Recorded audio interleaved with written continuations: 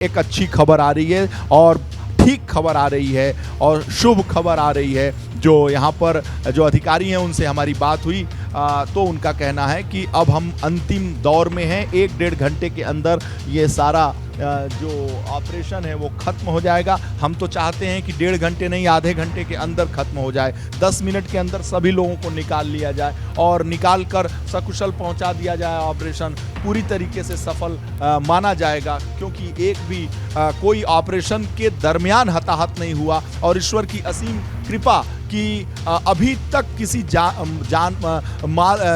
के जाने की कोई खबर नहीं है। ये एक बड़ी खबर है और बड़ी खबर इस लिहाज से, शुभ खबर इस लिहाज से, अच्छी खबर इस लिहाज से कि अभी तक इस पूरे हादसे में किसी की जान नहीं गई है।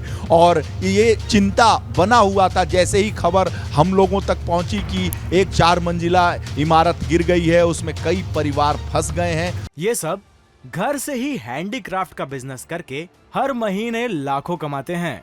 आपको भी ये करना है, इनसे सीखना है तो फ्रीडम ऐप को अभी डाउनलोड कीजिए। तो ऐसा लगा कि अब तो बहुत बड़ी कैजुअलिटी हो जाएगी और जिस लिहाज से हम लोग यहाँ आए थे और वो एक दर्द था हमारे अंदर और जो पैनिक हमने देखा यहाँ के डिस्ट्रिक्ट मजिस्ट्रेट के अंदर, पुलिस कमिश्नर के अंदर, आनन फानन में संजय प्रसाद जो प्रमुख सचिव मुख्यमंत्री और गृह भी हैं, वो आनन फानन में भागते हुए आए। अवनीश अवस्थी जो सलाहकार है मुख्यमंत्री के, वो आनन फानन में भागते हुए आए। मुख्यमंत्री ने तुरंत राहत और बचाव कार्य के लिए निर्देशित किया, मॉनिटरिंग शुरू कर दी। खुद मुख्यमंत्री पल पल की जानकारी लेना शुरू कर दिए। यहाँ के तमाम एसीपी, तमाम डीसीपी, पूरा कमिश्नरेट, पूरे अधिकारी, पंचम तल, संजय प्रसाद, अवनीश अवस्थी, जितने महत्वपूर्ण जिम्मेदार यहाँ के पुलिस कमिश्नर, जितने महत्वपूर्ण जिम्मेदार लोग थे, सब आनन फानन में भागते हुए आए। मीडिया के लोग भी आए। जब हम लोग यहाँ आए तो अफरा तफरी का माहौल था, लग रहा था कि कितना बड़ा हादसा हो चुका होगा। अभी तक जो यहाँ की पैनिक की स्थिति थी, भयावह स्थिति थी,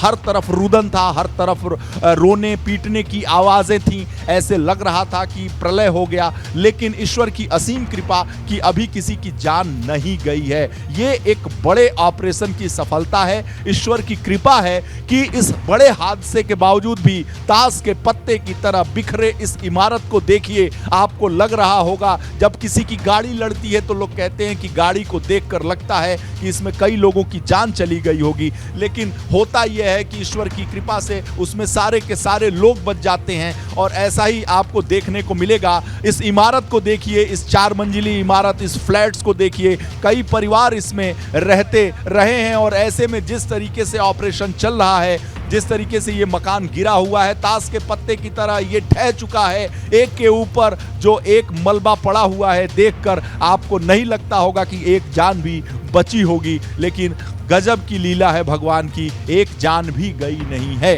तो ऑपरेशन में अधिकारी मंथन कर रहे हैं। एक बार अधिकारियों के ऊपर फोकस करके दिखाइए। वहाँ जिलाधिकारी, जो पुलिस कमिश्नर और मंडलायुक्त जो कमिश्नर कहे जाते हैं, वो लोग खड़े हैं, आपस में बात कर रहे हैं और गहन मुद्रा में उनकी बातचीत चल रही है। और उम्मीद की जा रही है कि ऑपरेशन के अंतिम समय होने की वजह से ही ये लोग उस मलबा के स्थल पर पहुंचे हैं। आपस में बातचीत चल रही है। नगर आयुक्त भी हमें दिखाई पड़ रहे हैं यहाँ पर और हमें वीसी साहब नहीं दिखाई पड़ रहे हैं, लखनऊ विकास प्राधिकरण के न वीसी साहब अभी होंगे, लेकिन अभी दिखाई तो पड़ नहीं रहे हैं। हमारे छायाकार कह रहे हैं कि हैं यहाँ पे। रात में जब मैं आया तो शायद मेरी निगाहें नहीं पड़ी, सबके ऊपर पड़ी थी, लेकिन वीसी साहब होंगे तो होंगे, अब क्या करें हम। लेकिन खैर देखते रहिए कि ऑपरेशन चल रहा है। मेरी निगाहें, हम तो रात भर थे, वीसी साहब को हम देख ना पाए और वीसी साहब अब पहुँचे होंगे। ठीक, अच्छी बात है, काम करना ही चाहिए उनको। लेकिन अगर उनके पूर्व वीसी ठीक से काम किए होते तो ये दिन देखने को नहीं मिलता। उनकी जिम्मेदारी बनती है और ये लखनऊ डुबाओ प्राधिकरण वालों की खैर नहीं होनी चाहिए। और मुख्यमंत्री को जी हमारे एक सहयोगी कह रहे हैं कि मैंने नाम आप ये दिया हुआ है लखनऊ डुबाओ प्राधिकरण, बहुत तेज़ तर्रार पत्रकार हैं, तो वो एलडीए में काफ़ी दखल रखते हैं, बहुत ज़्यादा वहाँ आना जाना उनका रहता है। तो पूरे प्राधिकरण के तंत्र को जानते हैं, तो उन्होंने एक बड़ी अच्छी स्टोरी की थी और उस पर लिखा था कि ये लखनऊ डेवलपमेंट अथॉरिटी नहीं बल्कि लखनऊ डुबाओ अथॉरिटी है। तो खैर मैंने ही उनका नाम ले लिया। तो नाम कहीं से भी अच्छी चीज़ जो बड़ी अट्रैक्ट करती है उसे ले भी लेनी चाहिए।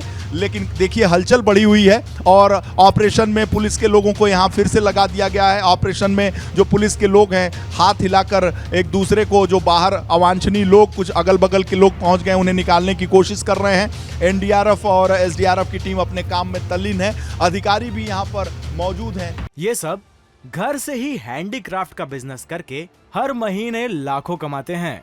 आपको भी ये करना है, इनसे सीखना है तो फ्रीडम ऐप को अभी डाउनलोड कीजिए।